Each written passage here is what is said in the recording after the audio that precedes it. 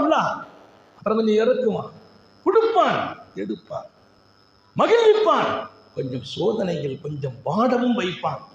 மகிழ்வித்தவன் தான் வாட வைப்பான், கொடுத்தவன் தான் எடுத்தான், எடுத்தவன் தான் கொடுப்பான்.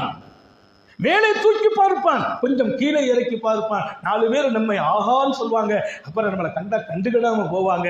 இது எல்லாம் மக்கள் மீது வருத்தப்படுவதா? நான் இதனால் பெருமை அடைந்தேன் என்று அதன் பக்கம் கவனத்தை திருப்புவதா? நன்கு ஞாபகம் வையுங்கள், இது எல்லாத்தையும் அவன் செய்யற ஒரு சுன்னத்து இருக்குது.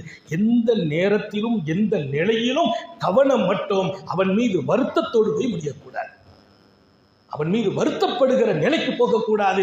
மாறாக அவன் மீது நம்பிக்கை இன்னும் பலமாக வேண்டும். கொடுக்கும் போது இருந்த சந்தோஷத்தை காட்டிலும் எடுக்கும் போதும் அவன் மீது சந்தோஷம் வையுங்கள். உயர்த்தும் போது ஏற்பட்ட மகிழ்ச்சியில் எடுக்கும் போதும் கீழே வீழ்த்துகிற போதும் அந்த மகிழ்ச்சி குறையக்கூடாது. நீங்க நிராசை மட்டும் ஆயிடக்கூடாது. கீழே இறங்கிட்டோமே, அல்லாஹ் அப்புறம் ஏத்துவானா? வீழ்ந்துட்டோமே, எழுந்திருக்க முடியுமா? நல்ல ஞாபகம் வையுங்கள், யாரையும் நிரந்தரமாக அவன் வீழ்த்துவதில்லை, யாரையும் நிரந்தரமாக மேலே வைப்பதும் இல்லை, யாருக்கும் நிரந்தரமாக கொடுத்து அழகு பார்ப்பது மாத்திரம் இல்லை, எல்லோரையும் எப்போதுமே அவன் ஏழையாக வாழ வைப்பதும் இல்லை. ஏழையாகத்தான் வாழ்ந்தீர்கள், பணக்காரராக ஆக்கினானே அல்லாஹ். யாரை? உத்தம நபியை. உலக பணக்காரர்களில் ஒருவர் முஹம்மது ரசூலுல்லாஹ்.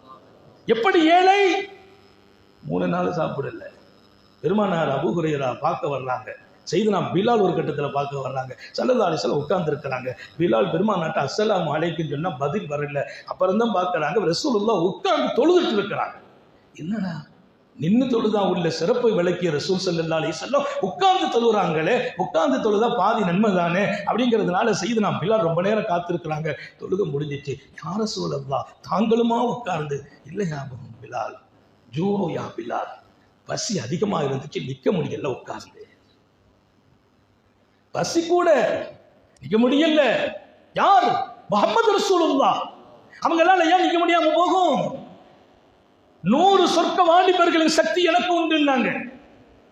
100 சொர்க்க வாலிபரின் சக்தி. அவங்களால நிக்க முடியும், உட்கார முடியும், எல்லாம் முடியும். உங்களுக்கும் எனக்கும் பாடம். என்னையும் பசியாக்கினான் அல்லாஹ். எப்படி பசி? நிக்க முடியாத இடத்தில் பசியாக்கினான். இப்படி ஏழை, இப்படி பசி.